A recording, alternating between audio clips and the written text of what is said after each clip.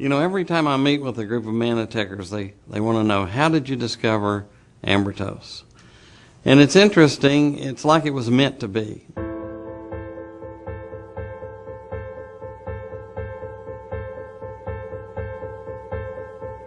It all started at Aunt Helen's house when I was about 9 years old. And to keep us kids busy, they would send us out looking for buried Indian treasure. I know year after year we'd dig a lot of holes around looking for the treasure. I remember specifically when I was about 9 years old, we found this round object with a hole in it. And we had access to sparklers. So we hit upon the idea, let's drop a sparkler down that hole and we'll see the gold shining and glittering.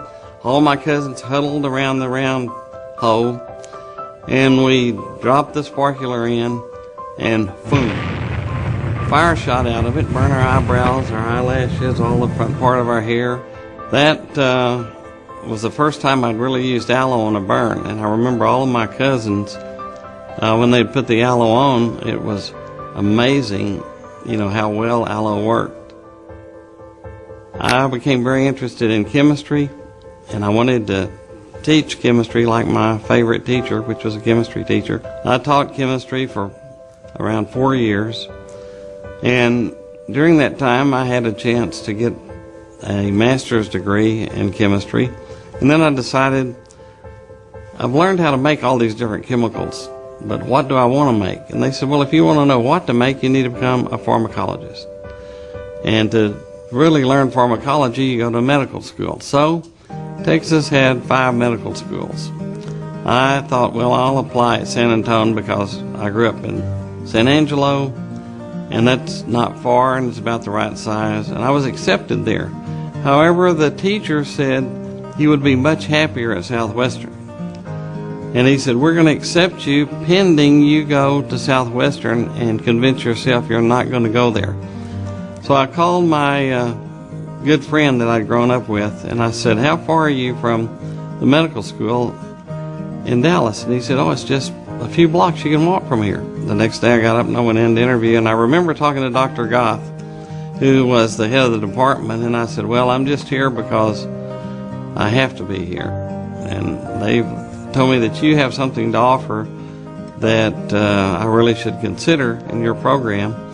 And I you know, what is it? And he just laughed. He said, you know, most people are begging to get in, and you're wanting me to sell my program to you. And then when he explained to me that he had Dr. Garriott, and he was at that time the world's first formal toxicologist, I was interested in toxicology, so I thought, well, maybe I can live by my friends, and you know, that was just fortunate. I think if I hadn't had the friends real close, it would have been a deciding factor to keep me from going there. So now I'm going to university. I moved into Dallas, and one of the first things I did, looking through Dr. Goth's book, is I noticed that he didn't have aloe in it. And I was convinced that aloe, you know, was the best thing for burns. And I said, why don't you have it in your pharmacology text? And he said, that's interesting. He said, you know, I use fresh aloe myself, but no one's been able to find the biologically active ingredient. Sometimes aloe works, sometimes it doesn't. And that's why it's not in my text. AvaCare came and offered us a small grant to study aloe, and Dr. Goth had remembered my interest in aloe, so I was assigned the project. And I guess, you know, if I hadn't been blown up in Aunt Helen's and ended up at the medical school, I would have never had the opportunity to do this project for AvaCare. So I run our general drug screen, which normally would find any known drug. And what was interesting is there was no biologically active ingredients found. I told the AvaCare, you know, people that I knew aloe worked from my personal experience all the way from the time I was blown up at Aunt Helen's. They came back to me in about a year and said, well, we've raised $5 million to build this lab. Is that enough? And I was just amazed. I thought, you know, I didn't plan on doing that. What I wanted to do is go back to San Angelo and teach at the college. not figure out what was in aloe, but I ended up here by mistake. I had this opportunity, and it just seems like aloe just keeps running into me. I needed to find a chemist to help me run my instruments. And it seemed like every time I offered the job to someone, they would take a job somewhere else. As it turns out, a UPS truck brought me a chemist, Dr. Eberendu, who was looking for a job in Dallas. It started to rain. He needed to get across to catch a cab, and the UPS truck driver felt sorry for him and said, "Well, I'll take you to the hotel down the street, but I need to make one stop." And on the way there, he stopped and he got the packages out, which were chemicals. And Dr. Eberendu thought, gosh, they're using chemicals, maybe they need a chemist. And he came in and applied, and he was perfect for the job. And it wasn't until a year later that I found out that Dr. Eberendu accidentally was brought there. So it seemed like every time we had an obstacle, it was removed. So it was meant to be.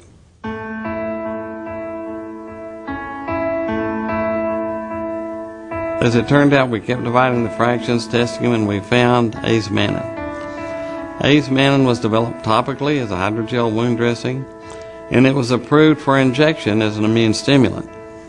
And then we started on the oral development. And in order to develop something orally, one of the first things you have to do is find the LD50. That's the lethal dose. In other words, you give a drug to rats, and you determine how much it takes to kill half the rats, and that's the LD50. And as it turned out, we had contracted with Hazleton Labs, which is one of the largest pharmaceutical independent labs. They do this for companies all over the world. And they were not able to find an LD50. They gave the rats more and more, and first you try feeding them, and then they were tubing them, like pumping the ingredients in. Finally, they killed the rat. We were all excited about it. And then on autopsy, as it turned out, they said we just exploded the rat. It'd be kind of like pumping 5 gallons of food into you, and I thought, well, that would probably explode me. When we met with FDA said they don't know of any drug that you can't get an LD50. And I said, well, it's not like a drug. And as it turns out, we were at a dead end. We couldn't first provide the LD50, which enables you then to go into people and you start doing your dosing. So I thought, here, how can I just stop here?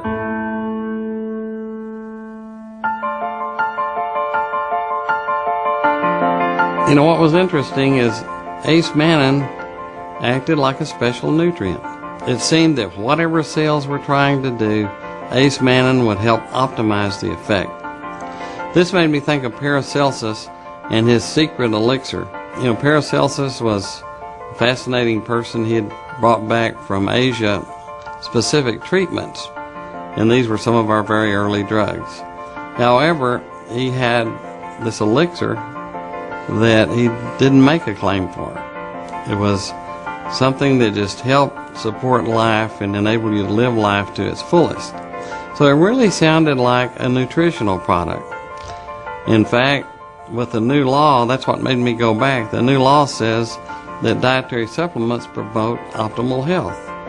Well, that sounded like what his elixir would do, is it enabled you to live life to its fullest. And I thought, that's very fascinating how similar that is. So this opened the door to the regulations. The Dietary Supplement Health and Education Act, which is commonly called the SHEA, came about just when we were at a stop. What Acemannan was able to do is it provided mannose. Mannose is rare in our modern diets.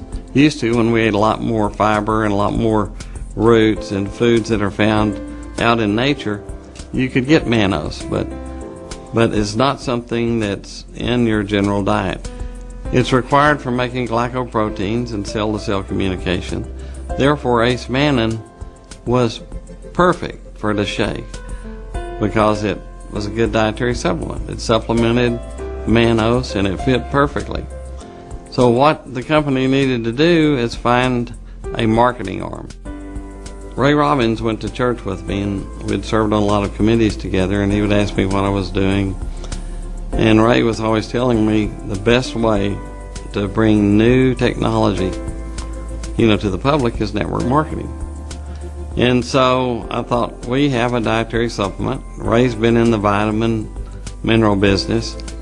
So I thought, we ought to bring this to Ray. So we contacted Ray Robbins, and at that point I'd been working with another good friend, and I met Sam. Now, I'd told Carrington, since they were going to go into a different line of development, that I really was ready to retire. I felt like I'd found out what was in aloe, but I would like to help them license it, and I helped work on the licensing agreement from Carrington to Manatech. And in the deal, I promised Ray and Sam that I would help them with a marketing story. In other words, Sam said he would go around, he'd like to take me with him and hear what I would tell the people about these products. And I remember that first meeting we had with the Havners, and Sam came out and gave a talk. I was impressed at what a good speaker Sam was. And then I gave my talk. After he introduced me, we went next day to another meeting. Sam gave his talk, and about 10 minutes of my talk, which I thought was amazing how well he did it. And as we crossed, he introduced me, and I walked across, and before I got to the podium, I said, Sam, you gave my talk. And he said, yeah, I liked yours better than mine. And I thought, well, that's what I'm supposed to do, is teach him how, and he's learning quick. So I gave another talk about how these products work and how they could help, benefit your general health. In the next meeting, Sam took about 7 minutes of that talk, plus the 10 minutes, so I felt like he just about had a talk. And he offered me the opportunity to give a few more talks, and before the year was out, I think I gave over 100 talks to different groups. And what amazed me is how much great results we had with our products. Sam offered me, the company got together and said, you can become our research director. And I thought, well, that's kind of what I was before, and maybe I can develop some other products. So I helped with the basic products that Manatech sells. With, you can always improve your products, and that was fun. Plus, I like to talk about it and listen to the people's stories about how this had helped them optimize their health. While I was out speaking, one day, it hit me. I was looking at new articles on glycoproteins and how these 8 sugars are used to form glycoproteins. Mannose is very important, and it's a key, ingredient. And so I thought, what would happen if we added these other sugars? And I told Sam I think we could get a patent on this concept. And so we filed the patent for embryotose. The reason that's important and the difference is at that point in time, all the scientists thought that you didn't need even mannose, that you could make all of the 8 monosaccharides that you needed from glucose. That didn't make sense to me. And at that time, though, the scientists or the scientific community thought that this is how it worked. So, that was good. That played to our advantage because, in order to get a patent, this must be unknown and unobvious. So we knew that you needed these 8 sugars to make glycoproteins, but it was unobvious to make a dietary supplement that contained them because scientists thought you made all you needed from glucose. So that was the first criteria for a patent. And if other scientists knew this, that you needed it as a dietary supplement or in your food, then you'd get no patent. So when we created this new product, embryotose, we had to create words for it. And we used glyconutrients, glyconutrition, And I remember the first time we started talking about that, I used to ask other scientists, have you heard of glyconutrients before? And I'd search the web, and I remember the first time four hits on the web when you looked up glyconutrients or glyconutrition. I thought, well, we're starting to make an impact. And I just did that the other day, and there was over 200,000 hits. About 2 years after we filed our patent, one of the first major articles that supported our idea came out, where they discovered that there are two pumps in the small intestine that look for mannose that you consumed and pump it into your bloodstream. So to me, I thought, God wouldn't have put those pumps there if He didn't count on us getting mannose from our diet. If you have mannose in your diet, then you cut off the enzyme that converts glucose to mannose. So God designed it where if you get it from your diet, you don't have to run the enzyme. But if you don't, the enzyme can make it, which again shows how important it is. After that, more and more data came out, and data is coming out just daily, practically, that support the importance of glyconutrients. I was really pleased in March 2001 when the Journal of Science featured glycobiology on the cover. And then in their literature, they talk about the structures of the 8 monosaccharides responsible for cell-to-cell communication. This is taken straight out of that article. So, when science recognizes the importance of these 8 sugars to cell-to-cell communication, I felt like our science, had been validated. You have an opportunity to share a wonderful gift. And I feel blessed, that even though I wasn't planning on being blown up, or I didn't want to go to Southwestern Medical School where I would have the opportunity to discover embryotose, but it just seemed like I was directed, and it was my mission. And I believe that because of my relationship with Ray, Sam, and everyone, it was their mission to take this gift of embryotose all over the world.